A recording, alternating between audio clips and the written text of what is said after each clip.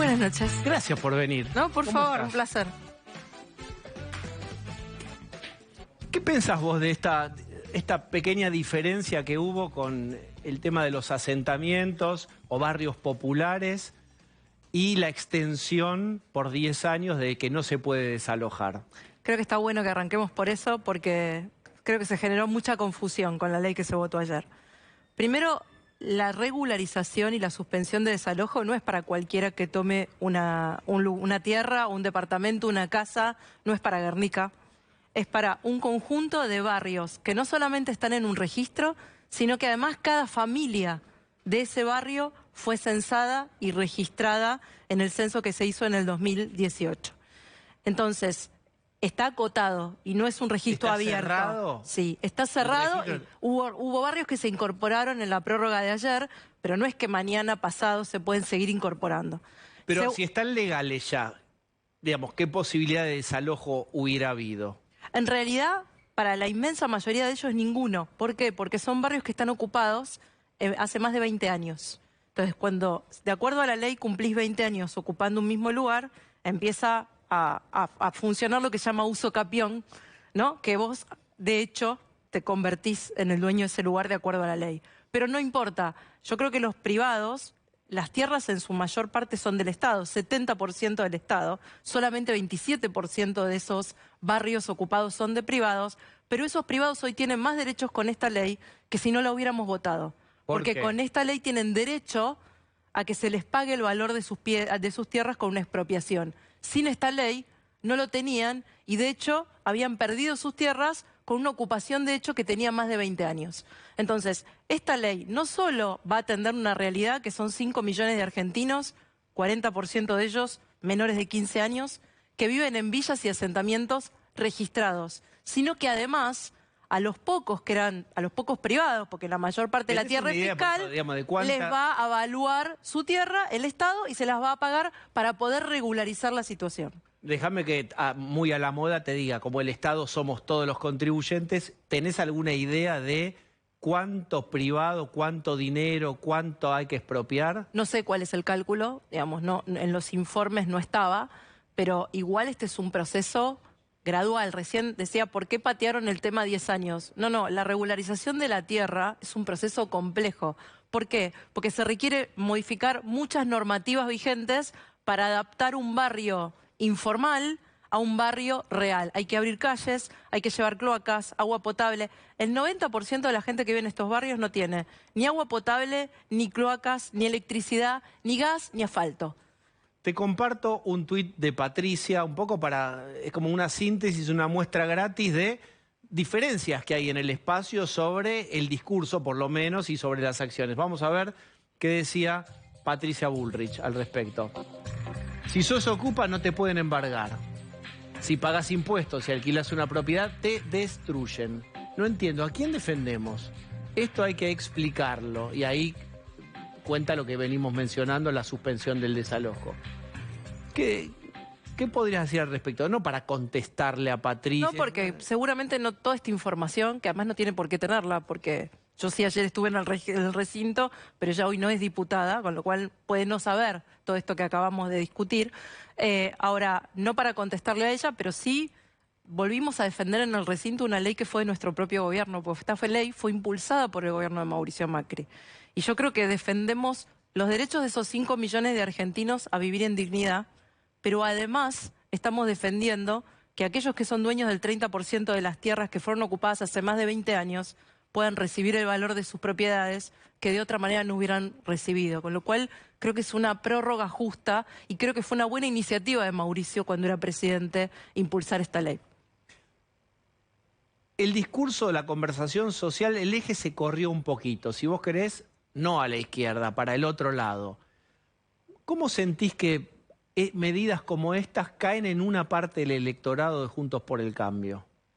Yo creo que no hay que simplificar la discusión en ningún tema en la Argentina. Con el 100% de inflación, el 40% de pobreza, con trabajadores formales que son pobres, que esto es algo por primera vez que pasa en la Argentina, que vos tenés aguinaldo y vacaciones y sos pobre. Y además con la mayor parte del empleo que se generó en los últimos años en negro, los desafíos que enfrentamos son muy complejos para simplificar. Para mí que gobernar la provincia durante 4 años, que es el 40% del país y que sin dudas es la provincia más compleja de la Argentina, sé que simplificar y pensar que hay caminos fáciles y rápidos no te lleva a ningún lado. La Argentina está en un momento muy difícil y requiere planificación, consistencia, seriedad, profesionalismo, todo lo que este gobierno no ha mostrado. Y requiere un plan como lo hicieron otros países. Tampoco tenemos que inventar la rueda. Cuando uno mira, la mayor parte de América Latina en los 70 u 80 tenía altos niveles de inflación. Todos los países lo superaron, menos nosotros.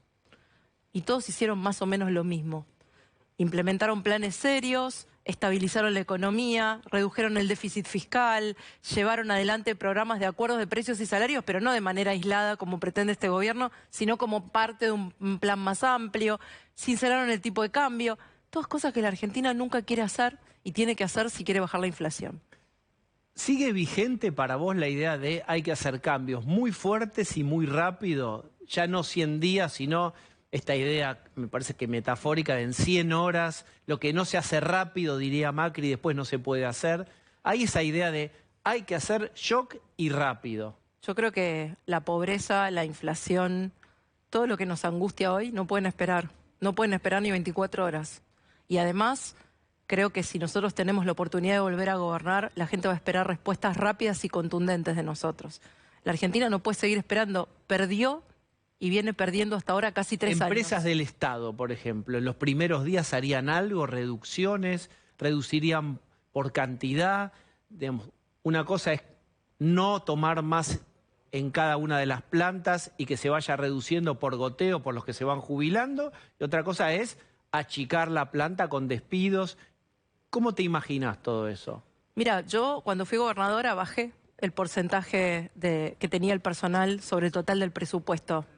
Y no hice despidos masivos, pero sí tomé medidas concretas desde el primer día. Primero esta que vos decís, congelar altas por bajas, pero congelarlas de verdad, porque este gobierno anunció que no podía entrar más gente a la administración pública y siguen nombrando gente en el PAMI. En segundo lugar, por supuesto, planes de retiro, todo lo que empuje que mucha gente que está de más en el Estado se pueda ir. En tercer lugar, sin duda revisar si todos trabajan, porque todos sabemos que hay mucha gente que ingresó en estos años que no cumple ningún rol más allá de la militancia. Y eso no puede ser tolerado en una Argentina donde tenemos casi 9% de los argentinos que no comen, porque aumentaron 200.000 personas los indigentes. Entonces, hay cosas que no pueden esperar. Que hoy estemos poniendo 700 millones de dólares al año en aerolíneas, cuando los argentinos que viajan son una minoría, y la mayoría de los argentinos nunca se sube a un avión, es algo que nos tenemos que cuestionar. Y así como eso, muchas cosas que pasan adentro del Estado. ¿Qué sería concretamente cuestionarse? Que las empresas públicas tienen que ir al equilibrio. Que la mayor parte de los argentinos no podemos seguir subsidiando un esquema de empresas públicas que cada vez tienen más personal y prestan menos servicios. Pero sería un plan de reducción, privatización, es como en el muestrario de colores tiene 3, 4 colores diferentes.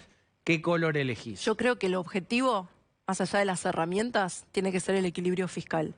Del Estado en general y de las empresas públicas en particular. Pero no solo de las empresas públicas. De las empresas públicas hay que revisar la transferencia a provincias, hay que volver a un consenso fiscal con los gobernadores, porque no puede ser que los gobernadores reciban cada vez más plata y aumenten cada vez más los impuestos y la nación esté cada vez más desigual. Y no es lo mismo la realidad de la provincia de Buenos Aires, que aporta mucho más de lo que recibe que otras provincias. Entonces digo, hay que revisar de verdad y hay que tomar medidas difíciles, pero yo creo que la Argentina no da más. Hay una frase de Macri que es: voy a observar quién verdaderamente representa el cambio y después voy a opinar si juego o no juego. Vos ya dijiste que sos candidata presidencial o precandidata presidencial. ¿Vos representás realmente el cambio en lo que imagina en la concepción de Macri, por ejemplo? Primero eso habría que preguntárselo a él, Pero, digamos, vos entendés no lo voy a decir. interpretar. Rápido, cambios fuertes, no más gradualismo, es otra posición. Yo creo que no hay espacio para que nadie haga gradualismo en la Argentina.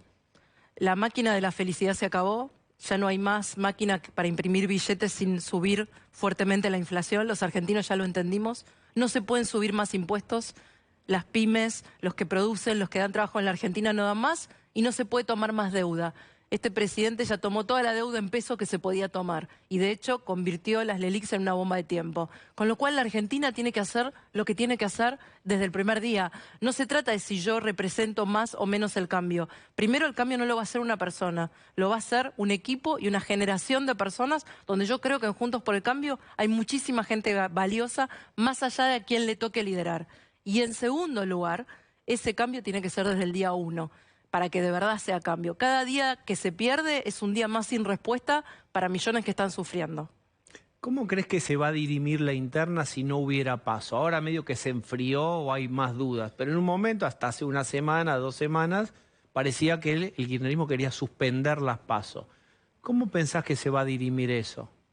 Primero creo que si hay voluntad de estar juntos, hay herramientas, desde encuestas hasta acuerdos internos, y si no hubiera ninguna de esas, están las internas abiertas, donde participan los afiliados de todos los partidos que son parte de Juntos por el Cambio, más todos aquellos que no están afiliados a ningún partido político. Y de hecho hay antecedentes en la Argentina, la interna Fernández Mejide de la Rúa fue así. Entonces no sería la primera vez tampoco que se hace en la Argentina. Creo que nosotros tenemos que ser capaces de resolver nuestros dilemas internos si no hay paso, como una muestra de madurez frente a todos los argentinos. Vamos a tener problemas mucho más complejos de resolver si somos gobierno. Macri sacó un libro, no sabemos si va a disputar la presidencia o no. Suponete que sí. ¿Qué harías vos? Macri dice, mira, finalmente voy a jugar. ¿Qué harías vos? Primero, no lo dijo. Y segundo lugar, yo tampoco me lancé. Yo dije que me gustaría ser presidenta. Yo no dije voy a ser presidenta. Dije que me gustaría ser presidenta y hoy también creo que cuando termine este programa y muchos argentinos vayan a comer o a dormir, nadie se va a ir pensando quién va a ser el candidato de Juntos por el Cambio. Si Macri va a jugar, si yo voy a ser presidenta, si es Patricia, si es Horacio, si es Gerardo Morales o si es Manes. Sí, pero hay algo de la coloratura. Porque Milei vino a instalar ideas también de muy rupturistas, de cambios muy fuertes, digamos, de suprimir el gasto público muy pronto y muy fuerte, demoler, no sé si como metáfora o literal, el Banco Central. También los obligó a definirse y a ponerse más nítidos cada uno de ustedes. Y no piensan igual. Bueno, sabés que Manes, que forma parte de Juntos por el Cambio, fue muy disruptivo en los últimos tiempos. Gerardo Morales se sacó una foto con Patricia, pero también marca distancia muchas veces con Macri, dijo, le daría una paliza si se presenta en las urnas. Digo, son diferentes concepciones. Bueno, para eso están las PASO, ¿no? Yo creo que lo más importante es, primero, que estamos de acuerdo en defender la República, la división de poderes, la libertad de expresión, la independencia judicial. Eso fue lo que unió a Juntos por el Cambio en un principio. En segundo lugar, queremos un país que apueste al desarrollo, un país integrado, un país donde el sector privado sea motor del crecimiento. No nos peleamos ni con las pymes, ni con el campo, ni con la minería, ni con la economía del conocimiento, que es lo que puede sacar adelante la Argentina. En tercer lugar, creemos en la educación pública, creemos en la salud pública, somos partidos políticos que compartimos esa visión. Después puede haber matices, puede haber diferencias, y para eso están las PASO, para que la gente elija si le gusta más la mirada de Facundo Manes, o la de Gerardo Morales, o la de Mauricio Macri, o la de cualquiera de los que formamos parte del PRO. Vos gobernaste la provincia de Buenos Aires. Hubo represión de la bonaerense en la cancha de Gimnasia. ¿Cómo ves la relación entre Bernie, Kicillof y Cristina y los hechos? ¿Qué debió haber ocurrido o qué se debió haber hecho en una circunstancia así? Los hechos, no mi opinión. Los hechos es que durante la gestión de Kicillof hubo 4 muertos en espectáculos deportivos. Esos son los hechos. No es lo que yo opino. Y que cuando yo goberné con Mauricio Macri no hubo uno solo en la provincia de Buenos Aires. Los hechos es que durante mi gobierno se detuvieron 100 jefes de barras bravas, que 3.500 hinchas de barras bravas no podían entrar en la cancha, que hubo más de 10.000 detenidos en canchas deportivas y que se jugaron más de 500 partidos con público visitante. Esos son los hechos. Y los hechos es que durante el gobierno de Kicillof no pararon de haber problemas en las canchas, lo cual es un reflejo más, como el avance del narcotráfico, como el crecimiento de la inseguridad en el conurbano, como todo lo que pasa de una ausencia clara de política de seguridad. No es como se llevan Bernie, Kicillof y Cristina. Los tres, porque Kicillof es la máxima expresión de Cristina en un gobierno provincial, los tres son responsables de que el viernes a la noche los hinchas de Gimnasia hayan tenido que vivir lo que vivieron. Porque si no, el hilo se corta por lo más delgado. Lo más fácil es echar al jefe del operativo policial. Eso es lo que pasó. ¿Qué es lo que pasó? Con eso no alcanza, porque si vos tenés un problema en un operativo policial, puede ser un problema del operativo. Ahora, cuando tenés 4 muertos en 4 espectáculos deportivos distintos, 3 el último año, es tu política, no es el jefe del operativo. Y te tenés que hacer cargo.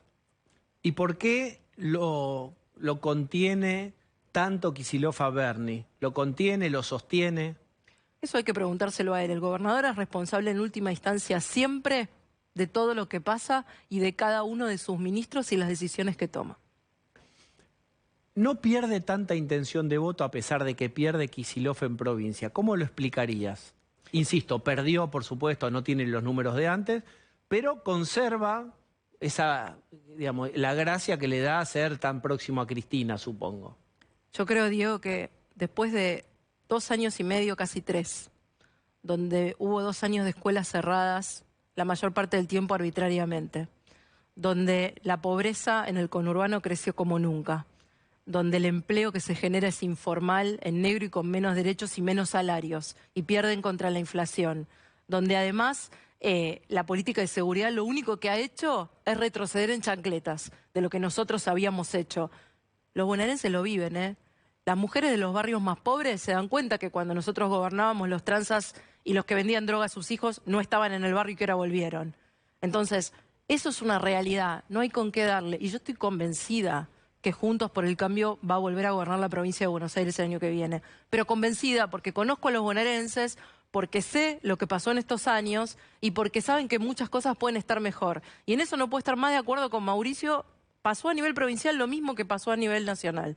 No solamente no resolvieron los problemas que venían a prometer resolver y que nosotros teníamos pendientes, sino que empeoraron los que nosotros habíamos resuelto. Y eso se va a ver el año que viene. La gente va a decir, hoy estamos peor que en diciembre de 2019 y queremos volver a cambiar.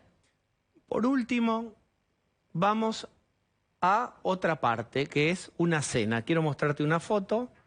A ver, esa foto sucedió, ¿cuándo sucedió? Decinos vos. Esa foto sucedió el lunes a la noche. Describí a quienes vemos. Ahí está mi novio, Enrique Sacco. De espaldas está Emanuel Ferrario, que es el presidente de la legislatura de la ciudad, con su pareja. Y está Horacio con Milagros, su novia. Bien.